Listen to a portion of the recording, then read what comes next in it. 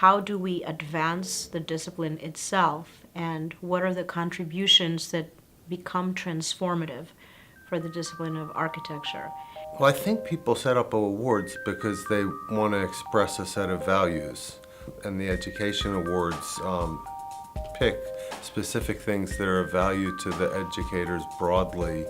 Because it's really the national recognition. It's truly the international recognition. But this is the main. To me, this is sort of the big show. I mean, this is a group that is so respected among our colleagues and all of the schools of architecture. But I think the value of one's work is not just determined by awards, but the impact that they have into a community and in a discipline. You know, it's funny. I've for the longest time I was never really one for awards, but I think this one in particular, it was great to reflect on the work we've done, reflect on that progress, and be inspired by that progress. Frankly, I think often the day-to-day you forget the big picture. Just the process of putting together the application, the submission, was helpful. It forces me to really clarify my own position about teaching, clarify the relationship between my teaching and my research. Not summarize what you're doing, but find the essence of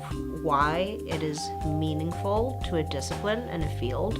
And you have to articulate that with brevity, precision, and depth.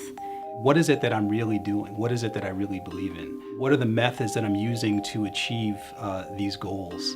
Potential impact on discourse and pedagogy, I think, is really brought into focus.